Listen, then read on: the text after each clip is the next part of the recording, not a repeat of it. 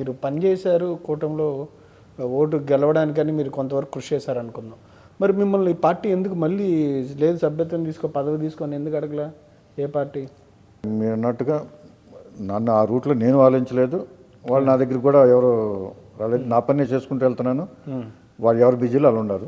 బుద్ధప్రసాద్ గారు తర్వాత ఏమైనా మాట్లాడారా, పని చేయమని చెప్పి అడిగారు? అప్పుడు ఆయన బిజీలో ఆయన ఉన్నారు, మా బిజీలో నేను ఉన్నాను.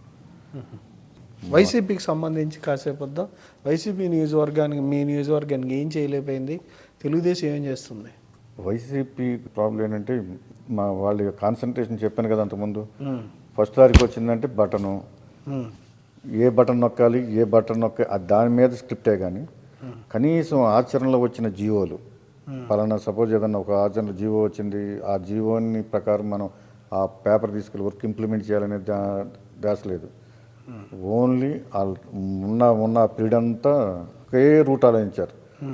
మనిషికి ఏదో విధంగా ఫండ్ ఇవ్వాలి, ఏదో రకంగా మనిషికి కామన్ అదే కాన్సన్ట్రేషన్ చేశారు. కాబట్టి ఎక్కడ మీకు ఆంధ్రప్రదేశ్లో ఎక్కడ డెవలప్మెంట్ అనేది ఈవెన్ వన్ విలేజ్లో ఎక్కడ రోడ్ అనేది లేదు.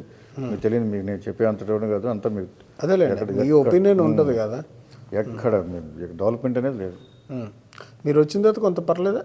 ఇప్పుడు మీరు చూస్తున్నాం కదా, ప్రతి విలేజ్లోనూ సీసీ రోడ్లు పడిపోతున్నాయి, ప్రతి జల్ జీవన్ మిషన్ ద్వారా ఫండ్స్ వస్తున్నాయి, డిపిఎల్ తయారవుతున్నాయి. ఆల్మోస్ట్ మన కృష్ణా వాటర్ ఎక్కడ కుప్పంలోకి ఎప్పుడు ఎన్ని సంవత్సరాల ప్రాజెక్టు వాటర్ వెళ్ళిపోతున్నాయి. స్టేట్లో అన్ని గ్రామాలకి ఎలా డెవలప్మెంట్ అనేది ప్లాన్ జరుగుతుంది. దీంట్లో కూడా ఫస్ట్ ప్రయారిటీ 1, ప్రయారిటీ 2, ప్రయారిటీ 3 అని పెట్టుకున్నారు. ఆ దిశగా మొత్తం స్టేట్ అంతా ఎలా డెవలప్ అవ్వాలనేది ఈ కూటమి ప్రభుత్వం